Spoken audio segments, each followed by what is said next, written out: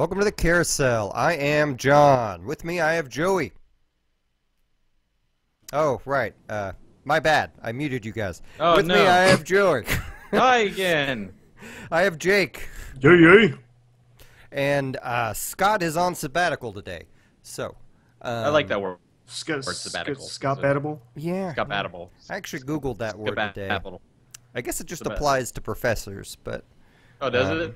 Yeah. I always thought it was a monk thing. It sounds monkish, but... Doesn't it? According to the internet, it's a educational leave or something like that. Okay. I don't know. Anyway, so today we're going to try out something new that everyone else already does, but we're going to do it differently because we're going to start out the fucking cast with it. And we're going to talk about news. So that's a big intro for us barely talking about anything because we're only going to talk about shit we care about that immediately happened in the last week or two that we remember. So, I guess just yesterday, I think, they announced Jessica Jones Season 2 is coming to Netflix.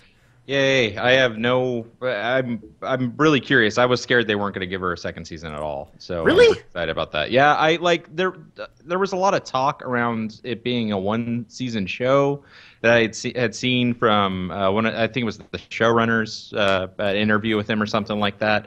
I figured and I'd hoped it would get a second season because it would be really shitty of Marvel to go through have the first really strong female Marvel anything, where she's starring and then fucking not give her a second season where we're giving everybody else second seasons out of this. Yeah. Well, first off, technically Agent Carter, I guess, would be the first, but Jessica Jones... Yeah, but I don't count that. Yeah. Because I haven't watched it. It's pretty good, but... I've heard. Everybody tells me it's great, but I just have not. I haven't watched it yet. They haven't given it a date yet. There was a rumor going around that people were claiming was not a rumor and that Netflix was giving Punisher his own series. But I looked through all the Netflix announcements and they never officially announced it. No, I think it's just heavily assumed. He's gonna be in Daredevil and he's already part of Flash. Is that right? That's different. Your universe mixing, Jay. Yeah. Yeah. Oh, geez, I am. Chug up that Robitussin. Yeah, I almost didn't make it to the cast tonight because I've been super sick all day. So sorry when I say dumb stuff. You'll have to forgive me. Yeah. Isn't he part of an existing show or like I know Punisher? he's gonna be part of Daredevil? Yeah, no, he's not part of anything that's going on right now. This will be his first Marvel MCU appearance. Is in Daredevil. Okay. Yeah, when Daredevil Season 2 comes out in March, he'll be in it. But honestly, if they did give him his own show, and I've been talking with Gibbinator all over social medias about this, and my big worry is that they're going to cram like 5 or 6 series into a year on Netflix. Yeah. But Gibbinator seems pretty confident that they're going to stick to probably 2 a year, and probably will do Iron Fist and Defenders or something next year. But yeah, I think they're... Sorry. Do we care? I mean, it's not like you have to schedule time to... You don't. Oh, yeah, kids. Yeah. Yeah. Well... it's fine, but I like... sorry, go ahead, John. I was just saying, I care because it's 13-hour commitments. So for me, like one, I get really excited for these Marvel Netflix shows now because Daredevil and Jessica Jones were so good, and the Marvel movies have been good. But if they started doing 6 of them a year, I don't think I could keep up with that. Like that starts feeling like a weekly commitment. That starts feeling like work. Like I like the whole, a show came out I'm excited about. I'm going to watch the whole damn thing in 2 days kind of thing. Right. And I can't do that if they do like 6 of them a year. Mm-hmm. What was I going to say? I think I had heard somewhere that they're contractually obligated to do the Defenders by a certain date, so I think we might get a Defender show earlier than we're even thinking because of all these second seasons that are running around right now. But I don't have a source on that, so other than I just read it online, which we all know is the gold standard in truth. But well, there's also. Has anyone called the number that was on the Jessica Jones ad? I did. And? Did you? I was scared that I was just going to get some angry New Yorkers, so I panicked and did not do it. What was it? It's Kristen Ritter talking like she's Jessica Jones. It's an answering machine. Awesome. I'm doing it now. So I didn't leave a message. I kind of wanted to, but then I didn't because I didn't know what to say. But you're real pretty, lady. You're real pretty. I like watching you with my pants off. You're B in apartment 23. Click. Anyway. So then moving on, Joey, you saw something you cared about. Yeah, I sometimes really do think I'm the only one that does. Like, they just dropped the Cloverfield 2 trailer. Well, I guess it's not technically Cloverfield 2. It's 10 Cloverfield Lane is what they're calling it. And I'm excited for it because I loved the first Cloverfield. But even though I seem like I'm the only person on the planet, well, obviously not, because they've done really well. I mean, they were kind of a flash in the pan for a reason. Like, I just love well done found footage movies. But how does the name? How is that name relevant to a second movie? Because I never saw the first one, so I don't know if Cloverfield was like a lab that they made this thing in or something. No, they never really explain the name in the movie that I can remember, other than like maybe it was a code name for something that was in some of the early like explaining of where they found the footage or whatever the fuck. But okay. If memory serves, there might have been something like that, but I remember being really confused when I got out of the theater as to where that name came from. Period. But so I have no idea where that name has significance. Maybe they're saving it as something for the second movie. But have either of you guys watched the trailer yet? I did. I'm excited. John Goodman and Mary Elizabeth Winstead's in it. Yeah, I know. I was shocked. Like, and it's not a found footage movie this time around. For anybody who's wondering, it actually is regularly shot. And I enjoy that too, because I am kind of anti-found footage for the most part. I did like Chronicle though; that was a found footage movie. Yeah, I liked Chronicle a lot too. I'm excited that it's not a found footage movie this time too, even though I do like that genre when it's done well, and I feel like Cloverfield was kind of a good example of that, plus viral marketing going really well together. And that's the other thing that's really neat about this trailer is nobody knew it was fucking coming at all. Like it's coming out in like 3 months, and there has been no news leaks that I've seen or anything else like that. Like they've just been filming it in secret while they've been promoting freaking Star Wars. I'm guessing. I have no idea when he found time to do this movie, but well, I don't think he directed it. I think he just produced. Did he just produce it? Yeah. Yeah. Still. Isn't that also a lot of work? Yeah, you would think it would be. It's just you just slap your name on, give money. You find money. That's what your job is. Yeah, right? That's what I thought producers did in movies. Like in music, they actually have work to do. In video games, they have work to do. In movies, I always hear that more than often. But at the same time, like Kevin Feige, Jeremy Latcham are producers, and we know they do a mega ton of work on Marvel stuff. Like executive producer and producer are kind of the difference between those two things, because I think generally when you see producer, they have some kind of creative control over the project, and executive ones are kind of just there to find funding, put the shit together, kind of be the show boss. At least I have, and I base that on absolutely nothing except for what I have just kind of envisioned the jobs being over the years. I'm wondering about it. Stan Lee has been an executive producer a lot. Yeah, so I really think that means, we like you a lot. Let's put your name on this shit. Like you did something to make this come alive. Yeah. Or they like your voice to be associated with it, with Stan Lee in a very literal sense. Yeah. We just want to be able to put your name on the box somewhere. Oh man, I thought of another piece of news real quick, but I just blanked out on it. So, whatever. Speaking of forgetting things, guys, I really want to talk about Soma. I normally don't give myself the intro topics, but I really want to talk about Soma. No, I want you to talk about Soma because I want to be inspired to go buy it, because I do really want to play it from all the trailers and stuff that I've seen of it. So Soma is, if you've listened to all the Giant Bomb stuff, I'm going to probably tell you some shit you already know. But Hopefully I have something new to say about it. Soma's made by the people who made Amnesia, The Dark Descent, which is a PC-only game. I picked up Soma for PS4. It went on sale for $20.04 a week or two ago, and played through it. It's so okay. So to start off, is it real jump scary? Like kind of, I remember Amnesia being. No. Okay. This game, to be honest with you, this game's more about exploring and discovering what has gone on, while also kind of exploring the concepts behind human consciousness and AI. Fuck, I'm sold on it already. You don't kill anything in it, right? Well,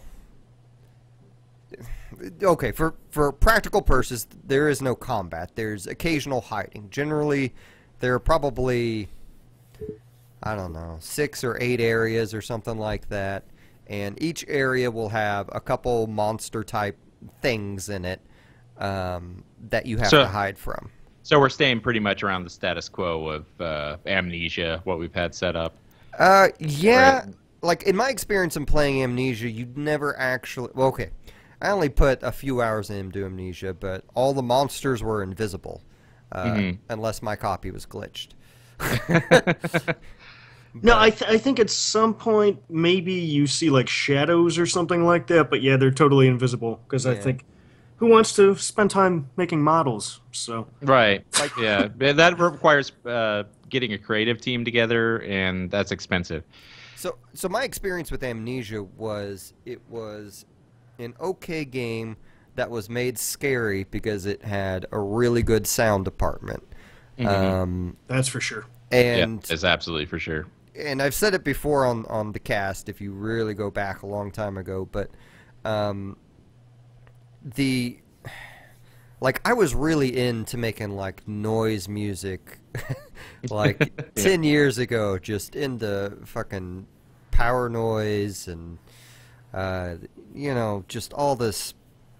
I don't want to start naming bands, but point being is like I'm already accustomed to that, so Amnesia didn't really have the scary stuff for me. So to me, Soma was a really story-enriched version of that. Like you're kind of going through a story that I was really eager to see the next part in. Like, to be honest with you, I really disliked the enemy encounters in terms of hiding and finding a way around them, but I so wanted to find out more details of the story and the crew and just how this shit went down. How do they present it? Are we talking audio files or notes or stuff happens in front of you? What do they do? Okay, so I'm going to have to pick some careful wording so I don't spoil anything, because a large part of this game is discovering why things are the way they are, including yourself. Generally, it's audio files. If you see a corpse, you can probably touch it and we'll hear an audio file play. Okay. Just like in real life. Yeah, yeah. When I know I hear stuff in my head when I touch poop. corpses. Yeah, I can spoil some minor details of the first hour or so without giving away anything major. Like, you probably already know that you wind up in an underwater facility that you're exploring. I don't know. I really don't want to spoil the intro or anything on this, guys. I gotta be honest with you. The more I think about it, the more I don't. The graphics are really good. It kind of behaves like a Half-Life style game where almost everything in the environment is interactive. Okay, is there any other NPC interaction in the game? Or are you pretty much a sole survivor type that's running through listening to audio files and piecing together stuff from the environment? Yes.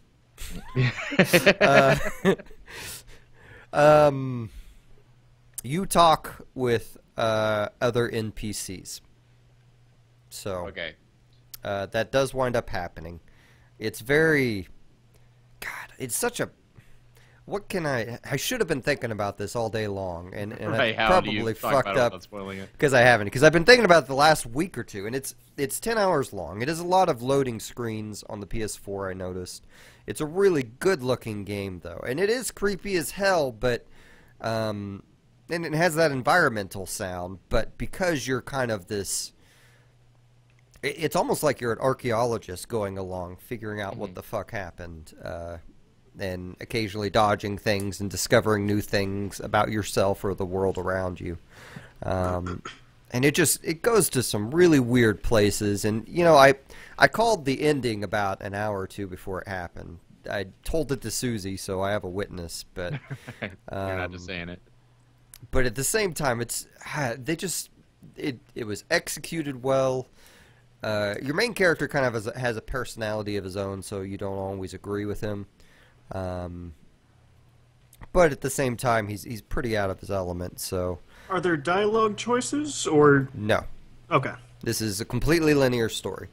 Okay. I didn't even look at the trophies because I need to look at the trophies because I don't know what the fuck they would award What you a the fuck trophy they are. for in that game. You touch this matchbook here. Yeah, I don't. Here's the trophy. Touched 150 corpses. Like, the nightmare for me would be is if it said you had to find all the audio log stuff in the game because Oh, I'm sure it's there. who the fuck knows. Man, I guess I really don't have a lot to say about this game because I don't want to spoil it for anyone, and I would like people to play it.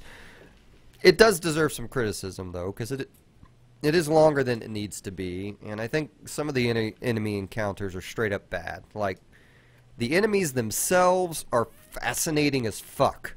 Like, the fact that they exist and what they're doing is really intriguing, but the fact that you have to dodge them or not look at them, or, you know, like, you'll run into a huge variety of enemies. Some of them have all their senses, some of them are blind and will rush towards you if they hear you. But they don't really play with those mechanics at all in those situations. Like, it's not like you're going to pick something and throw it to distract them and then run across, you know? And, you know, anytime you're attacked by one, like, you can take a couple hits before you die sometimes. And I never really figured out what determines that. Like, sometimes an enemy would kill me in one hit, and sometimes they wouldn't. But either way it goes, you're going to hit a loading screen and be out another 15 to 20 seconds while you wait to resurrect. But luckily, the enemy encounters are few and far between. Like, there's literally, I think, 1 or 2 in the first area, and, you know, that's about the most you get per area. They do have some very frantic moments that I wasn't expecting, so... if you're about halfway through the game, you know, maybe be prepared to run in certain situations. There's not, like, a ton of puzzle solving. It almost plays out like an old adventure game, really, where you're just kind of looking for pieces to move the story along and find out new details, rather than actually mechanically become proficient at something, you know. But the characters in it are neat and fascinating, even if they're maybe a little 1 to 2 dimensional at times. I've started using 1 and 2 dimensional to describe what I hope it's supposed to mean, and that in terms of their personality. Like, oh, this person only cares about this device, but that person may also have a significant other. So to me, that's 2 degrees of personality. But anyway, I recommend that game. I don't think it's for everyone, though, so some people may be better off just go finding a Let's Play and watching it. But I really dig those kind of interactive storytelling games like that, like kind of what you're describing, so I think I might like it. I think, if nothing else, Joey, you would love this story. I think some of the enemy encounters will frustrate you. I'm sure they will. But all of them are very doable, and like if you don't feel like they are, then you probably just need to wait 5 or 10 seconds and then move, kind of thing, or close a door or something. Although they can go through doors. One time I ran into a room and closed the door, and then the thing teleported through the door, and that.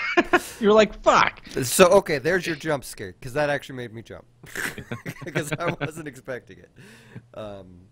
And this particular enemy screams too, so that didn't help. Oh, I'm sure this that is did. Boy, that's the trifecta right there, ain't it? Yeah, Yeah, that certainly is. yeah. But it's neat. You get to go through other people's stuff and find out how they're fucked up. And man, I don't want to spoil the big. So much of the game is finding out what the game is about, which is why I really don't want to tell you anything about the story. But I want someone else to experience the story so I can discuss it with them. But Well, I'll pick it up as soon as I have some extra cash, and we'll talk about it. okay, that sounds good. So, I mean, we can start a club and punch it up, you know. Yeah. Well, just I don't want anybody going through my drawers. That's all I No. think about. They might not survive the process. So Punch Club is I sort of picked it up. I kind of got worn down on it because when I first saw it was on Steam, I was like, all right, it's another pixel art indie game. There you go. But I saw a couple people playing it, and I think Boston beat me to it again. I think he put up one on his YouTube or he streamed it or something like that. It is well, the store page describes it as a fighter management sim with RPG and tycoon elements. Which sounds insane. It does, especially as a pixel art game. And it's got a bunch of 80s and 90s sort of in-jokes. I don't know that I'd call them memes, but it's very, very rocky. But it's also got this weird Eastern stuff, like you and your brother, your dad was a martial arts master, and somebody killed him in the street one night, and you and your brother saw it, and then his dying words where he wanted you to grow up to become more powerful than I am, and then you smash cut to you're a boxer, and it's sort of it is a tycoon-ish game. I mean, that's sort of the major focus. Is you're clicking on items and watching little red, blue, and green spheres go up towards meters. But you're doing this. You have three. The red is your strength, blue is agility, and then green is your stamina. And basically, it tells you real early, you really, really need to specialize because you're not going to be able to keep all these things up. Because every night, or there's a day cycle, and once it hits the next day, all your progress in each of those drops. Not to zero, but it does drop down. So basically, if you want to keep your stamina up, you need to get on the treadmill every day, and buy other equipment, or go to the gym, and you got to pay money to get in there, because if you're on the treadmill for more than 10 seconds, it starts losing efficacy. So then you got to go over to a pull-up bar, and it becomes this weird time management thing. Because in addition to training up for these fights, that there's a story and you're trying to get up the amateur, what's the word I'm looking for? The ranks. And you also run into this Tyler Durden-looking dude, and there's an underground fight club, and there's a woman named Adrian who, of course, you're trying to romance. And you have to keep up your happiness and your hunger level, and you have to sleep. It becomes this time management thing because you can't keep everything.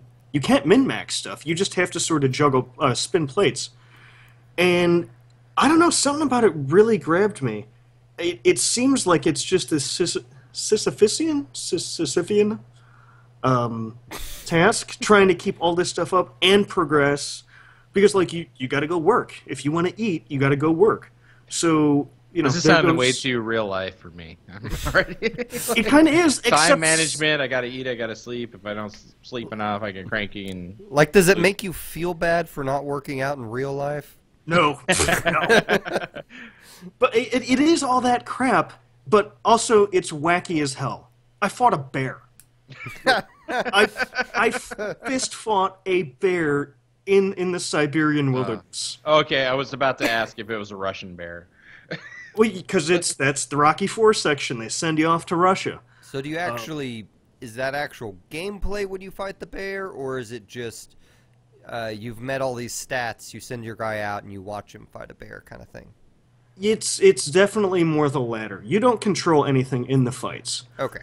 You can set your skills from round to round. Oh, and there's 4 skill trees that have 25 things to go down for all the trees. It's insane. But what you could do is you can change out your skills mid-round. to kind of keep your energy up or sort of do more dodging or whatever. Um, it is bananas. The actual fighting is pretty cool. You know, you sort of wind up your boxer and let him go. Um, but it's got a lot of this wacky stuff too. You know that between the Rocky stuff and there's weird quests where you have to go get flowers for Adrian because if you make her fall in love with you, then you know you get a training boost for the next 4 days. But then that goes away, and you have to make her fall in love with you again. So it's trying to decide what you want to spend your time on, and sort of keep your balls in the air. Um, I think it's $10 or $15. I picked it up on sale. Right now it's 10, and they're selling the soundtrack, which is not awesome, but okay. So this is a phone game, though? It will be on Android. Right now, I have it on Steam. Oh, okay, okay. I was about to say, that seems really high for the iOS market, but no, Yeah, okay, no that shit. makes No, more that's- sense. It is. Yeah, It that's too looks. expensive for the iOS app market. If you look at it in on the Steam page, it does not look like it would be a very deep game. But I must have killed 7 or 8 hours on this thing this weekend. Man. Just Wow. you know, you get up and go to the bathroom and come back, and it's well, I gotta click this now and keep this part of the meter up, and I'll go grab a snack and come back, and now I'm just gonna fight an alligator, um, which I didn't want to spoil, but it's totally in the logo of the game. Is you deliver pizza to the sewers. There's 2 jobs you can get to start with. One is being you can jackhammer, as in actual concrete. And the other one is delivering pizzas. Well, there's a special delivery that's down in the sewers, and they say, "No, man, you leave the pizza there. You know, we have an arrangement." And you go, "No, I need money." And a Ninja Turtles parody that's an alligator jumps out, and you have to fight him.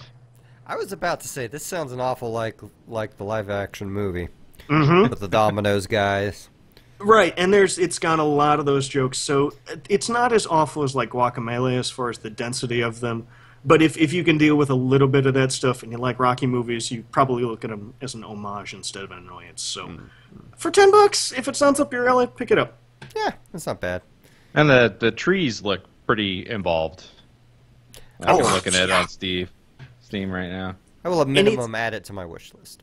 The trees are crazy because it's an additive thing. So like your first point, your first talent is 1 point. Your next one is 2, and then it's 3, 4, 5, 6, 7.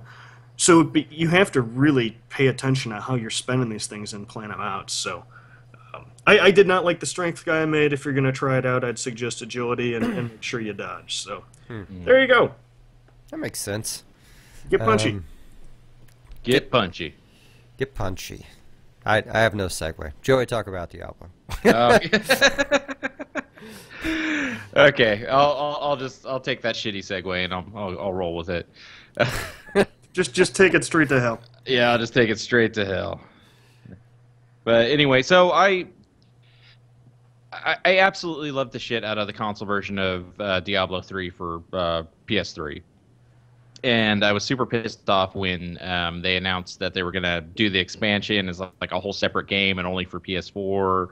And then they announced it for PS3, and so I just said fuck you. I wasn't gonna buy it, and it was a little bit back that I bought it. It was Black Friday. It was on sale for $20 at Best Buy, so I went through and picked it up, and promptly just sunk my life into it for like a month. It's real good. It is really good. Like I absolutely loved it, but that's not the point of the story. The point of the story is. I absolutely loved the game, and this asshole ruined it for me completely. And I've not picked up the game since this moment. So what did this ruinous asshole do? I'll tell you, Jay. Well, first, like I had beaten the game. I'd done a Crusader, and I had just gotten to oh shit, what's the cap? Is it level 70? Yes. Yeah, and then you start doing Paragons. Yeah. Right. Yeah, I'd started doing Paragons, and I think I was 14 Paragon or something like that at this point. And I opened up my game to the public, which normally I don't do, but I was bored, and it was a Friday night, and nobody I knew was on. And so I got a party together, and this guy, as soon as he hopped into my party, this freaking huge demon thing that had this big purple name and like all this ornate script and shit like that that I had never seen before popped up on screen. And we promptly killed him, and then when he died, this portal popped up, and we all went through the portal, and I was like, this is awesome. I've never seen this shit before. And we go through the portal, and we just kill a few things pretty easily, and as soon as we're done killing all the things in the portal, I level, and I'm like, oh, that's cool. And then I level again, and then I level again, and then I level again, and then I level again. I leveled so many times that my freaking PS4 froze. And I was like, what the fuck just happened? And as soon as it came back, I looked at my Paragon level, and I was Paragon level fucking 1400. Do you think this guy thought he was helping you? I think he did. That's my point through here. Is like I think he was like, here you go, have some fucking levels. And I was kind of excited at first. I was like, oh, that's awesome. But it has ruined my fucking game completely. Like I had no desire to play after that because it's just. All of my enjoyment is gone at this point. It's like you and a buddy went for a jog, and then you got to the end of the block, and he called an Uber and pushed you in. Yes. Like. Yeah, exactly. The point was not to get back home. The point was to go on a fucking run. Like, yeah. So after he did that, I went through and I got another character. I went through and rolled up a new character because I figured I'll play around with this. Because those of you that don't know, on Diablo 3, your Paragon levels carry over to all of your characters. All your future characters you fucking make all have that Paragon on them. You don't have to spend the points like into the tree for it, but I went through and I assigned all my points, and I've gotten to level 20. And I one-shot everything I come across, even up to level 20. I just fucking one-shot absolutely everything. I assume you're playing on Torment, because yes. What else would you be doing? What version of Torment are you on? Because there's 10 different Right, I levels. think I'm on 4 that I'm still able to fucking one-shot shit. Does it let you keep ratcheting it up, or is it like, whoa, buddy, you only get to here, you gotta do more to get... You know, I can't remember what level, because I know that it will only let you push the difficulty up one level at a time per life or per set gaming session. But I can't remember. It's been a little while since I played too, because I just like I said, I haven't touched it since I played with that guy I just started and was just like, this isn't any fun anymore. Because anytime I get a legendary to drop, it does no noticeable difference to, my character build whatsoever. Well, hopefully, I mean, this is a long shot. I guess there's a couple of solutions that I don't know if they would work on PS4. But there's the new patch just dropped all the new stuff. Right. There's the seasonal characters. I don't know if those made it to PS4. They haven't made it to console yet. They're still talking about doing the seasonal stuff, but I think they're not going to do the seasonal stuff because this kind of shit is so rampant on consoles for one reason or another. And it's through I read up on it right afterwards because I was like, I want to know what the fuck he did, because I'm really curious how, like, I'm always curious about how the fuck people get hacks into console versions of games. And I guess it's through a specially patched save file where you basically attach these values to certain legendary gems, and they let you open up these portals to fucking super or uber level crap that has really low hit points and defenses, and that's how you get all your experience through it. Well, but that's a bummer.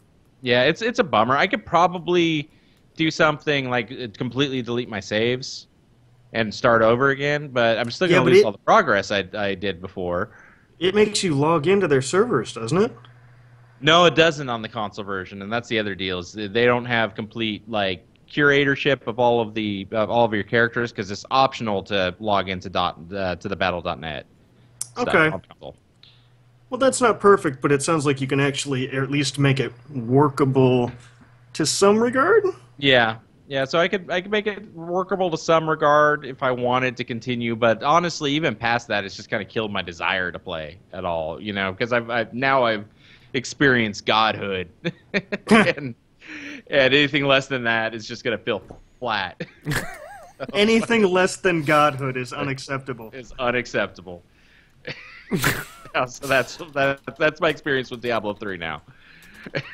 Okay. But I was so excited, and then I was immediately so pissed. Yeah. Right at. I could see that being an issue.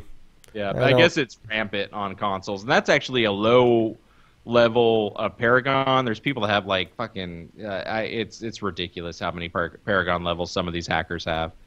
But man, I really like that game on couch co-op, but that's it's so much fun on couch co-op.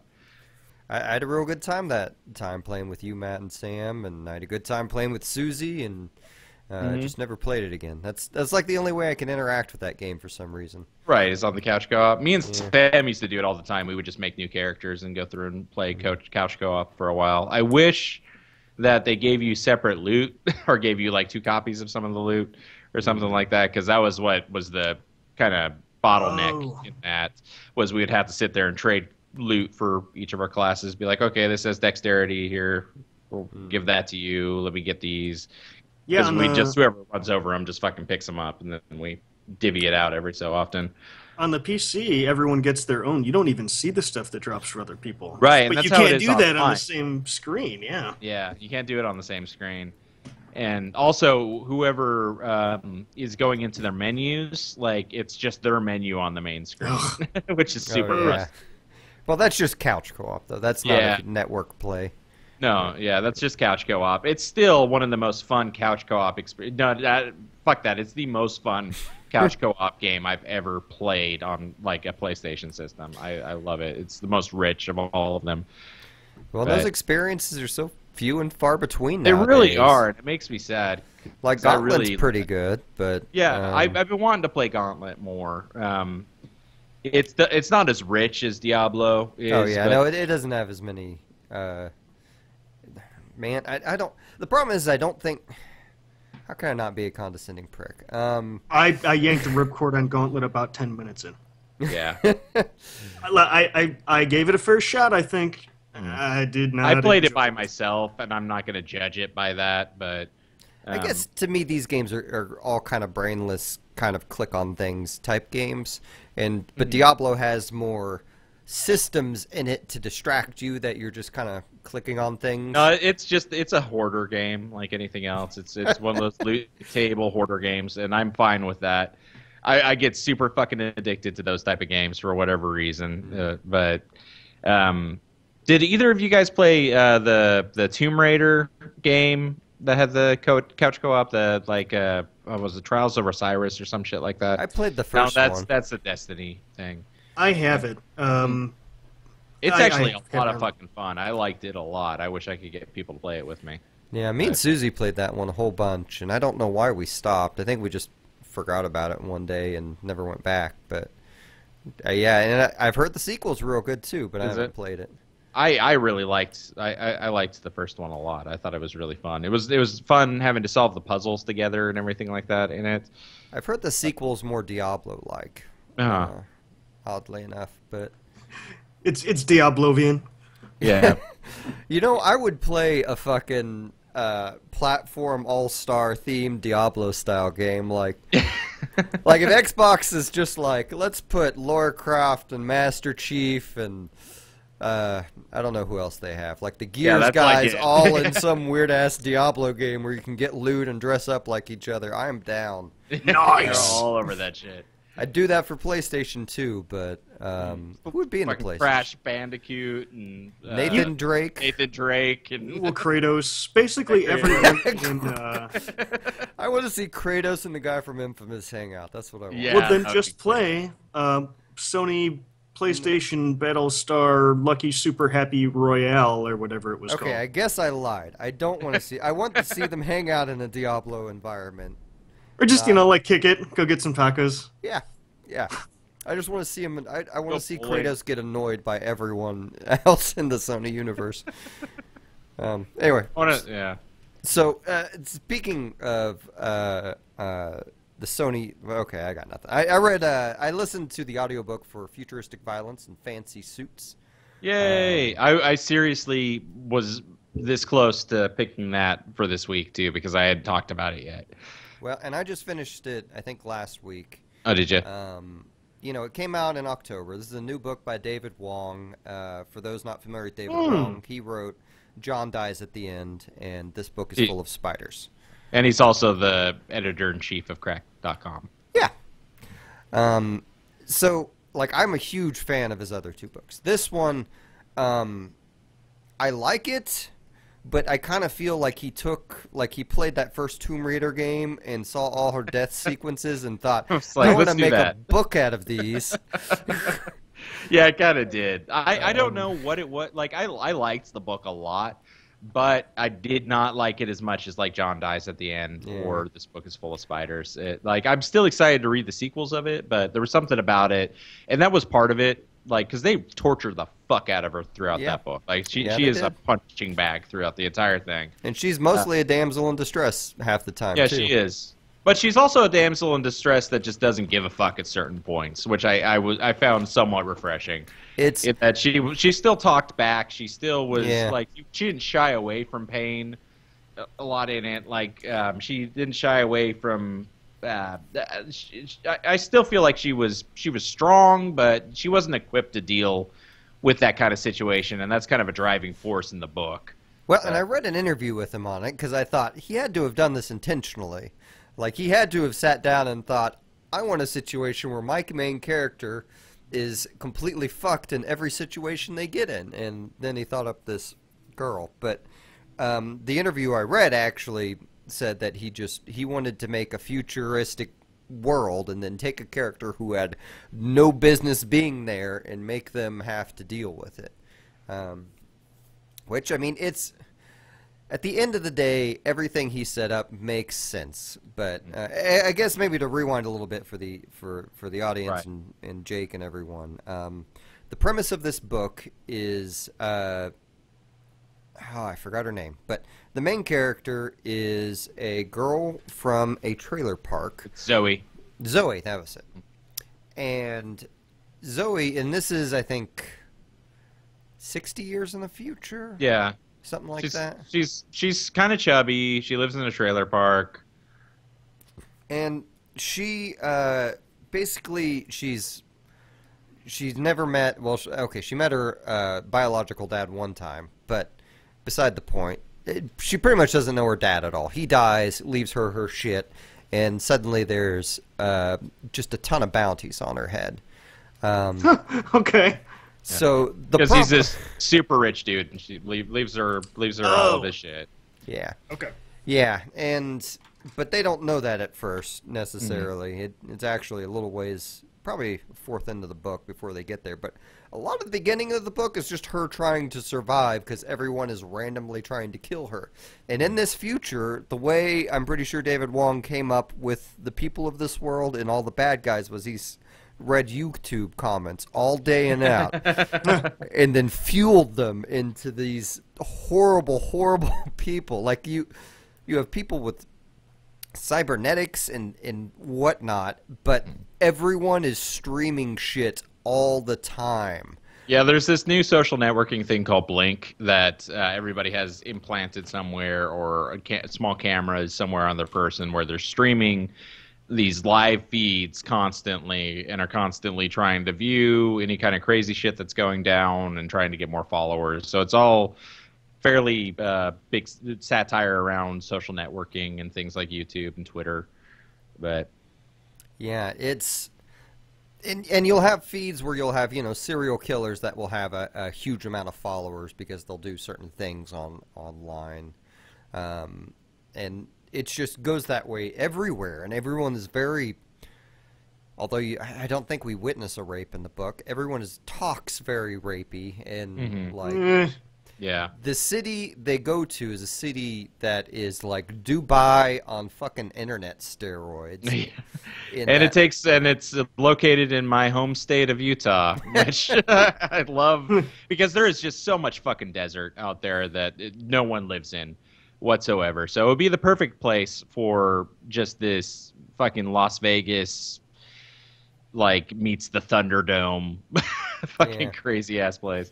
I will say I really do like all the good guys in this. The bad guy in this, I have never hated a villain so much in my life. Like Moloch is the. I don't want to get into his personality necessarily. I just want to say he is everything you hate about commenters rolled into one. Did you actually read the physical book, or did you listen to it on audio? I listened to it on audio. God damn it, the guy that did his fucking voice. Oh my god. Say his name is Moloch? Yeah, Moloch. Yeah. So here's the thing, like wait, you had a guy read yours? Mine was a chick. Oh no, the chick. Well, the chick that did the voice, just that voice she did was, oh my god. Jeez, yeah, it was like, Yeah, I just want to punch that voice so bad. Yeah. It was great for the character. You know, actually, I have a better theory on how he invented Moloch. I bet when Anita Sarkeesian allowed comments on her YouTube channel, he just went and fucking wrote down everything they said and then made a character out of it. Like, just grab the snipping tool. he is a horrible person. The book has funny moments in it, but it is nowhere near the comedy that it's been in the past. It is not like where John dies at the end, and this book is full of spiders. I think are very, very comedy focused. This book is not. It has funny shit in it, but it's more sci-fi. It's not laughed loud funny at all. It kind of disturbing in parts, but anyway, I liked it. I look forward to the sequels because I feel like the protagonist will be a better equipped person in the sequels. Does he do sequels? I thought all his stuff was kind of one-offs. No, but John dies at the end as a sequel. This book is full of spiders. Seriously, dude, don't touch it. Oh, I didn't know those were connected. Okay. Yeah, and he's making another one of those too. Says thank God, I need more of them. He says it's due out in 2017, so.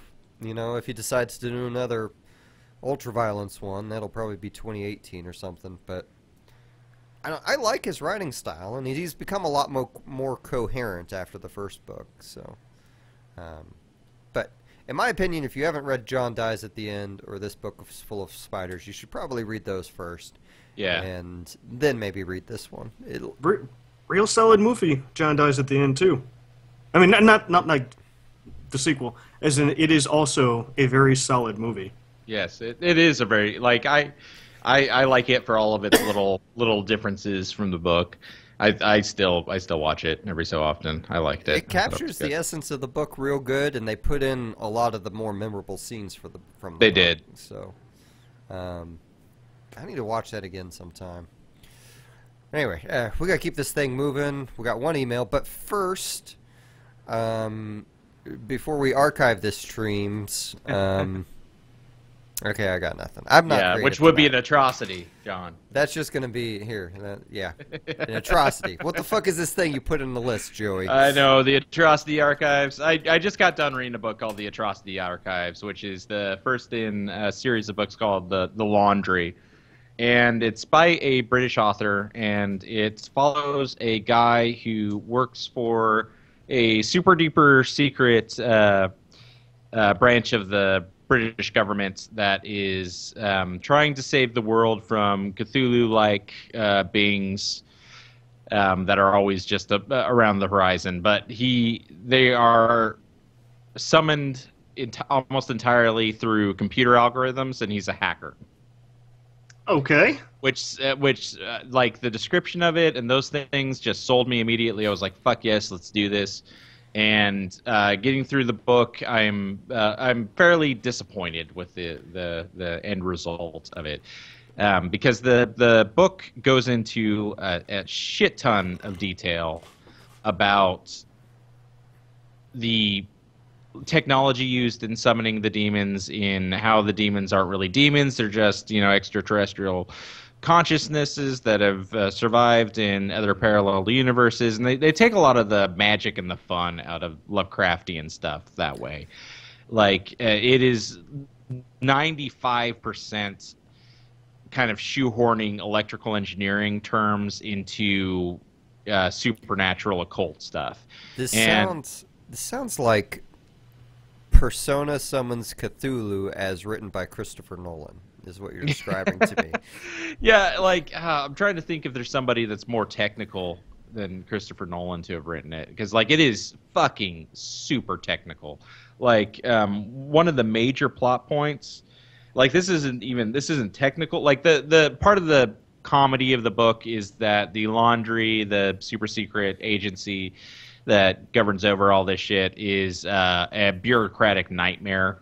Like they require there's forms for paperclip acquisitions. Like the guy is constantly in trouble because he doesn't keep his time properly and doesn't fill out the right forms. It's very Office Space in that regard. So not only does it require you to have a depth of computer knowledge and also 1990s hacking terminology, but it also requires electrical engineering and just business practices logic. Like one of the major plot points at the end of the book absolutely hinges upon your just passing knowledge of matrix management. Oh. Wow. Like, you won't know what the fuck's going on if you don't know what matrix management is, or if you don't fucking pick up Google and look at it. Like, and that's a little unacceptable to me. Like, I was along for the ride, I read the whole fucking thing, but and I'm in. Like, I am a programmer, a software engineer by day, and I still, like, there was so much in this book that I was like, what the fuck are you talking about? And they don't pause to explain anything in any lighter terms than the ones they use. So it got frustrating. I was super behind the whole concept of it, but I just didn't enjoy that. Plus, it's I don't know. Like I sometimes have a problem reading British literature because there's so many little sayings or little terms that I'm not ever 100% sure if it's just a cute British saying or if they're actually talking about something that I should know about. So that adds to the difficulty in me understanding what the fuck's going on. But That's always a concern with Briterature. Briterature, yeah, I like Briterature. Britisher.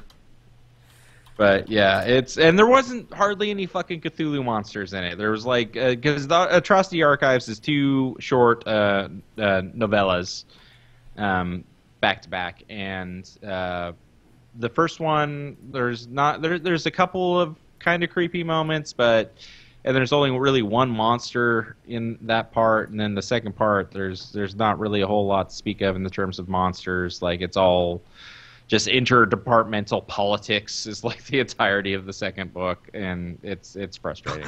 Punctuated with schematics and technical. Oh yeah, this sounds like a page a minute. Yeah, doesn't it? Like I feel like that's kind of par for the course of me trying anything different lately, is that I find something that the concept's a 10 and the execution's just like a fucking 3.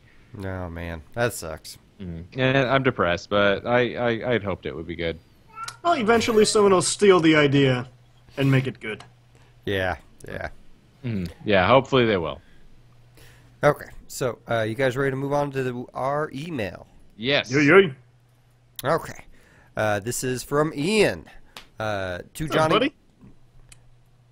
Johnny Puns Musum, 11 straight wins, space, Yeah. and Scoticus Aurelius Maximus Daniel Craigsicus Upper Lipsicus is fucking Weirdicus. I feel like these get more stream of consciousness every time. Yeah, very much so. 11 wins is a shout out to the Blackhawks. So thanks, Ian. That's a sports team, right? Yes, they play with the puck. Okay. Oh, okay. One Cool. of them. They keep winning the Stanley Cup every other year. So anyway, go ahead. I like the movie Goon. There. Hey everyone, hope you're all well, and on to some questions. I just started collecting comics again, and I'm looking into buying some trades. Yay! Any recommendations? I just bought Volume 1 of Astonishing X-Men because it was written by Whedon, and I really enjoyed it. So I guess starting out, buy Volume 2, 3, and 4 of Astonishing X-Men because it's really fucking good. It is really good. It's the best X-Men story I've read in a while. You probably should browse by authors if you don't know by now. I think Brian K. Vaughan is an author that you will find endless nourishment from. Go pick up Saga if you haven't seen it yet. That is the best fucking comic book that's come out in a decade. It's so good. Did Why the Last Man come out in the last decade? Cause I think it did, and I don't give a shit. Like, I love Why the Last Man, but fucking Saga blows it away. Saga is such a good book. Man, that's hard to believe. Okay. Yeah, it's so good. I'm sorry. I just love that book. So it's hard. I'm hard pressed. I might be kind of a zealot for it. Wicked and Divine is really good. That's kind of a newer series that Image is putting out right now, which is basically kind of what if it's basically a lot of these different old gods. Hold on one second. Sorry, daughter stuff. Daddy, be right out. It's okay. Oh, sad face. I hate Image. I've never liked Image. Image. Daddy, why are Stop you... talking about them. And speaking of Image, Invincible, that's a fucking awesome Yeah, series. Invincible is really great too. But anyway, Wicked and Divine is basically like these different Norse gods, and these different gods are allowed to come back every, I think it's every 10 or 20 years or something like that, and they usually take the form, like, and at least in this iteration, they take the form of kind of glam rock stars, and they have all these shows. It feels like that only works once. Yeah, exactly. But it's really fun to read. I really enjoyed it. I highly suggest that one as well. See, and I just want to keep recommending Brian K. Vaughan stuff, because Runaways is really good, especially... his run is amazing on Runaways. His first 3 runs, like, everything after his run is not so good. Like, Whedon did a run on it, which was okay, but it was not up to, like, Astonishing X-Men snuff. The Buffy comics, if you're a Buffy fan, are okay. I don't know. If you want to stay in superhero stuff, then all the 80s X-Men is amazing. But you probably already read those. Yeah, I think if you're going to go into superhero territory, definitely get Invincible. Invincible is one of the most original superhero books that's been put out over the past little while. Yeah, I would say. There's Warren Ellis's Trees is actually really cool too. I've been reading that a little bit over the past little while. I've enjoyed that a lot. Man, I haven't read Warren Ellis in a while. Yeah, Trees is a good. It's really kind of a neat thing. It's an aliens story where basically these giant, like, these aliens invade, like, their motherships come down and shit, and they just stay. They don't move. They don't do anything for like something like 10 or 15 years. They just stay, and these giant structures start forming underneath them that look like these giant cybernetic trees, and that's where the name of the book comes from. So it's about humankind's been living with this for more than a decade, and that's where the book starts off. I feel like we could do this for the next hour. Jake, you don't read comics, do you? No. Okay. No, I really don't. Okay, then I won't feel bad for not letting you in. I'm not against them. I every time I think about it, I go back to that Nova run that you had me pick up from Comixology forever ago. And even with as great as that app is, and how you can zoom in and all that stuff, and it's super crisp and just beautiful, I got 10 pages in, 20 pages in, and went, I'm good. Well, I found in recent years that people don't like the Nova Annihilation stuff as much as I feel that they should. It should. I thought it was real funny that his name was Dick Ryder. But past that, that I had trouble. You and the forums, yeah.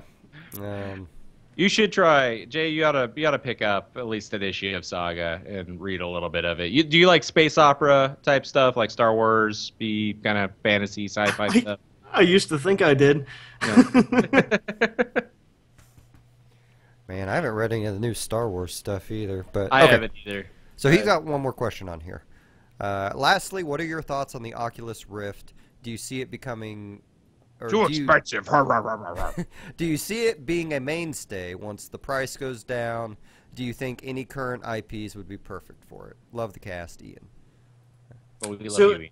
have either of you guys actually used one of these things? I haven't. I flirted heavily with getting a developer's kit a while ago, but I didn't. I was at a con a couple times and thought about it and didn't. So, no. We all, well, most of us, got a chance to try it at PAX. They have an app where you can set appointments and stuff like that. It was very cool. It was pretty goddamn incredible. I imagine, like, just from everything I've read and the videos I've seen, it looks fucking amazing. Well, what you can't really convey, and I guess I'm going to do just as poor a job of it, is how one-to-one it is. I was really expecting sort of a Wiimote.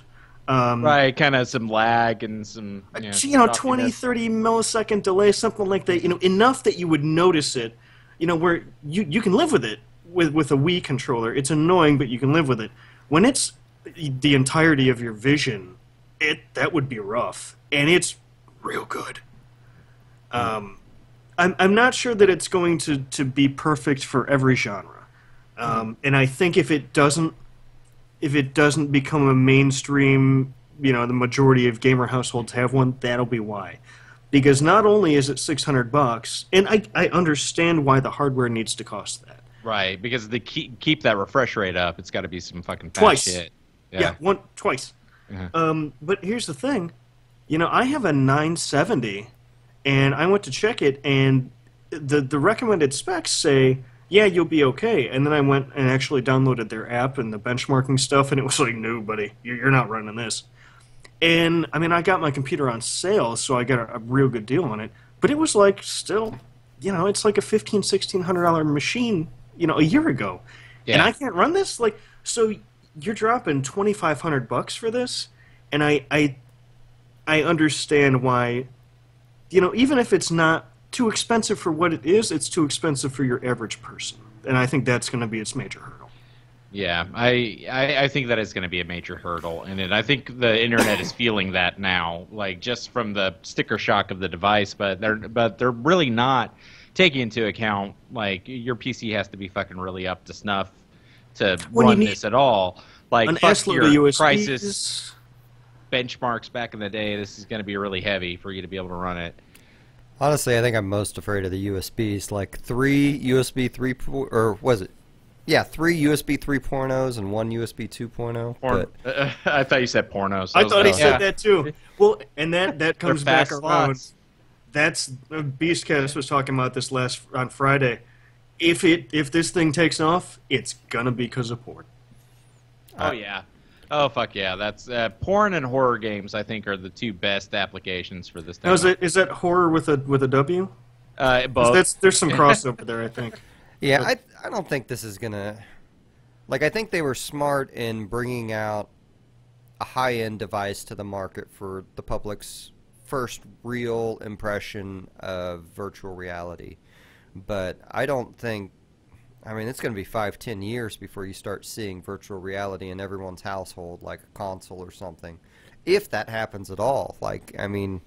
If Microsoft Morpheus gets, is just going to take over everything. Well, my thought is more the Microsoft hologram HoloLens. HoloLens. Mm-hmm. I'm excited to actually see what the fuck that looks like, because that has some really neat applications as far as augmented reality goes. But I don't know if I feel like the gaming application of it is going to be a very small side note in the actual application of it. That's probably true. Honestly, I think with both experiences, I think you're going to see it's going to start out with people adapting new games, or old games, and then they're going to have to invent a new mode of play. It's going to be like phone games. Phone games were not good when they came out, Right. It took years of them trying to figure out what works well with your fingers on the screen you're looking at and what doesn't. So. And the thing about the HoloLens, I think the stuff that excites me about the HoloLens is not so much the gaming applications, because I feel like those are going to be limited for a while until somebody comes up with some really good interface for that. I feel like the things that's going to be really neat at is being able to call up a professional while you're trying to do a do-it-yourself job, and have them direct you augmentedly on a screen of what to do, or I feel like that application is much more neat on the HoloLens than it's like being able to play Minecraft on your table, which is pretty cool. But I'm just throwing this out there, I bet porn is pretty sweet on a HoloLens. I'm sure. Well, and this probably fits into it too. I live alone, so I don't be able to have that chick right there interposed over your flashlight. Yeah. Sure. So I guess it's both ends of it. I live alone, so I don't necessarily rad as the Oculus is, I don't necessarily want to cut myself off completely visually and audio. Yeah. You know, I don't know if someone's coming to the door. I don't know if my fire alarm's going off. Like, so there's that. And then if I, lived with a girlfriend or something like that, the porn thing, that's off the table because now I don't even know if anyone came home. So Right. I'm just Yeah, that's out. I didn't even think about that shit. They need to have they need to sell a kit of motion sensors that you can install around that will pop up like on your HUD. It'd be like, wife is home, wife is home. Oh shit. Is well, that and then they can have the actual the porn actress like throwing her clothes together and trying to crawl out the window. Like, Right. they could really do the immersion. Yeah.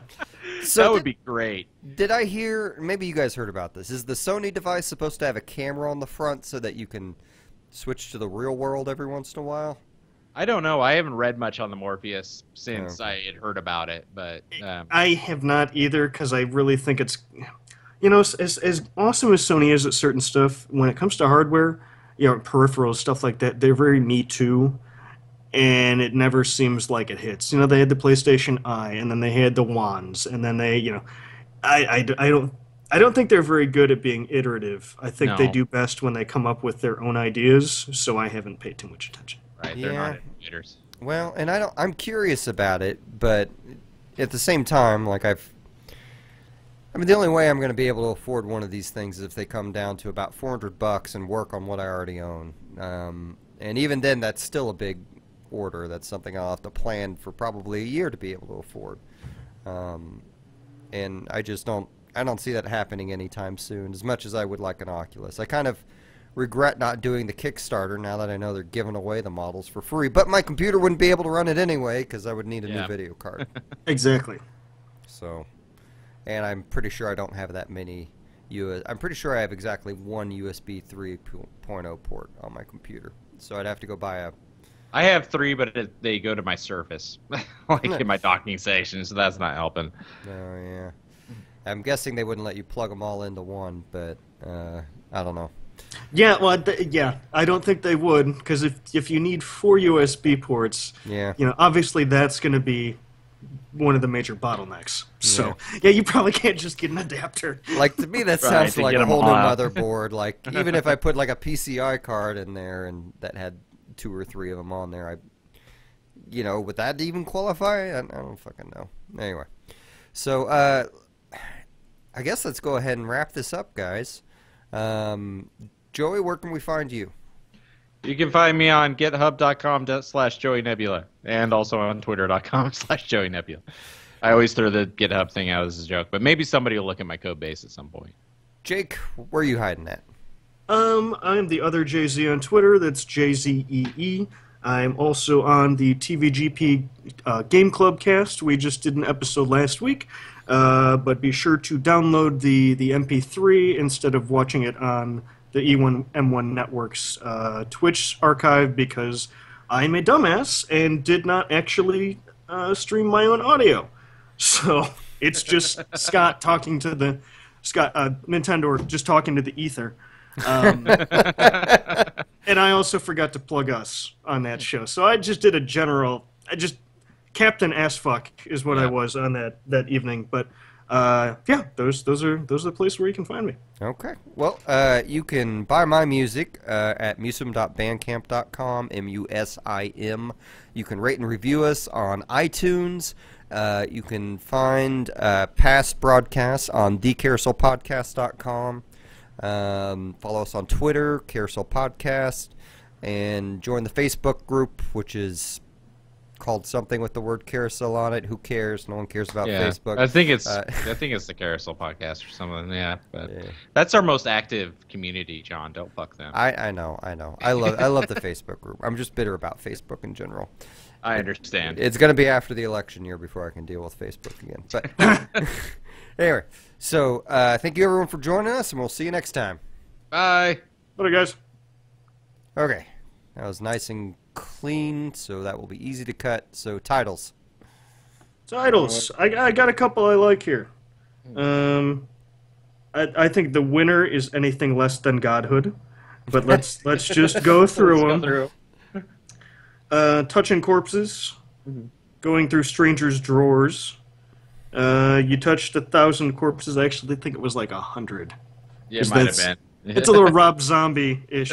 I know, isn't it? That's why I wrote it down. Was I thought it was 1,000 corpses. So I was like, that's Rob Zombie-ish. I fought a bear. Yeah. Anything less than Godhood is unacceptable. I like the shorter version. It's a little punchier. I got nothing and Britisher. Britisher. Which you cannot say that without sounding drunk. Yeah. Britisher. Britisher. Britisher. I'm good with anything less than Godhood. I think that's the strong one here. I think that is the strong one too. Not just because I said it. Okay, cool. Well, live stream